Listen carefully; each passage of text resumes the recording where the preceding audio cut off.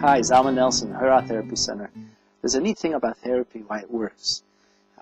What's so special about two people sitting face to face? Why should that work?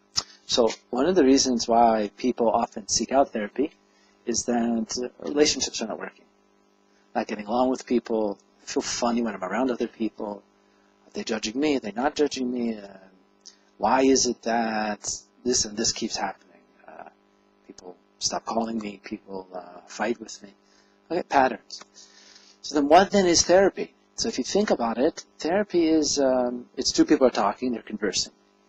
They're discussing whatever issues the client is bringing to the session. But there's another part. That first part, we'll call it, that's called the content. It's the content. This is what we talk about. Okay. Step two of what goes on is what's called the process. This is a piece that really happens to us everywhere in life.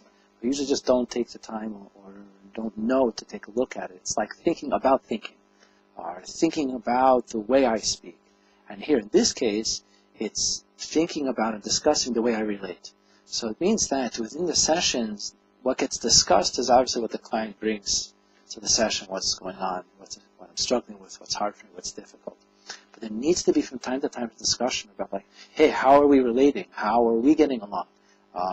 Do you feel that I'm responsive to you? And for me to give feedback also is about ways that I'm experiencing you and ways for you to experience me. Now, obviously, this is not something that typically happens in our day-to-day lives. We just interact with people, and we're stuck thinking to ourselves what they think, or wonder why that's going on.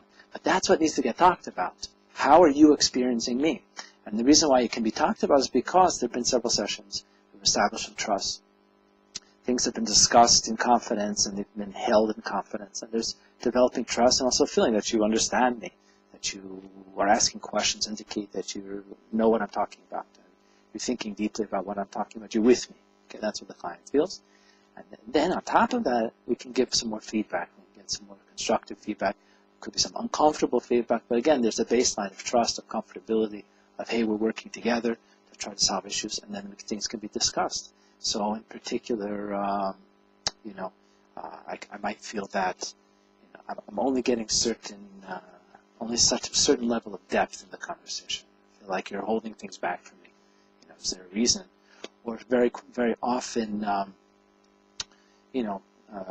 client will have a question about, will wonder, how are you experiencing me? And it will be hinted at in certain words because we're just not used to talking about how we talk about. We're not used to talking about how we relate. And that the therapist has to drive, and the therapist has to lead and invite it, model it, and discuss it, and show it. Like, hey, this is how we don't know. We not only talk about things, but how we talk about things. And that's how, by having a relationship, you learn how to have a relationship. That the relationship that develops with the therapist, it's not a friendship, but it's two people that are getting to know each other, interact with each other. And that relationship is healing and healthy. And that relationship can help a person really grow, learn a tremendous amount about themselves. Enjoy.